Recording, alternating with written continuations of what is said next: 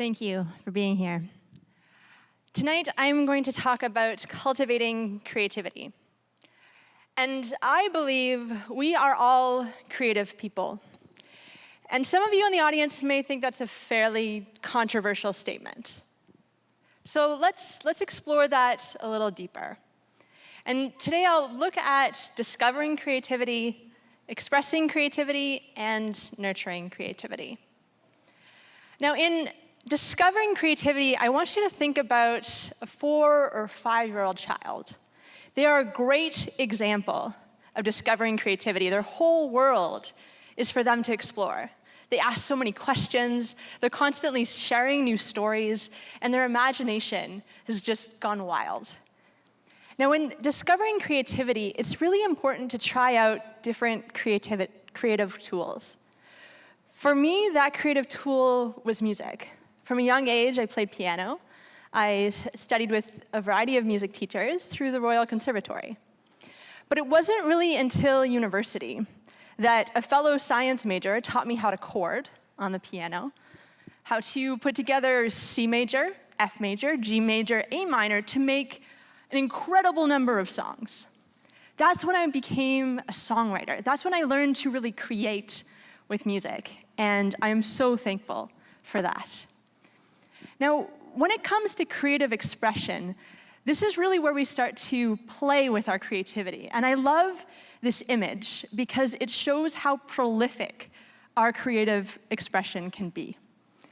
And with each of these images, we would not have seen them if this man did not hone his craft and also have the courage to express his creativity.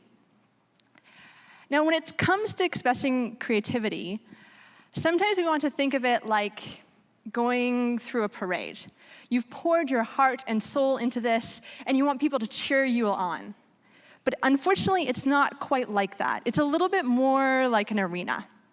There are some people who are cheering you on, and there's some people who are pretty critical, and a variety of people who are neutral. And I think understanding there will be critics in the crowd is so important to have that courage to stand up and share your own creative expressions. So I'd like you to consider, what is your arena? Where is your stage? And I know when we think creativity, we often think artistic expression. But what about the boardroom? What about your family kitchen? What about your favorite coffee shop? All of these places can be places of creativity. And I'd also like you to ask the question of, do you consider yourself creative? Because that can really change how you approach these different spaces. Now, creativity is not easy. There are times when you will stumble, there are times when ideas fail, and so it's really important to nurture creativity. And I like the analogy of a beehive, because there are so many different bees, and each of them go out to their own flowers. We all have different sources of inspiration. But we come together and we make something. And this may be making something independently or collaboratively. The important thing is that we have people to support us, encourage us, and also challenge us to grow in our own creative pursuits. So again, we looked at discovering, expressing, and nurturing creativity. I believe we are all creative people. However, we are falling short in how we support that creativity. Creativity can be squashed, whether in academic situations or through the school system, in social settings, and at work. So by coming together as a community, we can help to deepen our own creative pursuits and also our collective pursuits with nights like tonight. So I really encourage you to embrace your craft, spread the word, and reach out. Lift other people up so we can foster creativity together.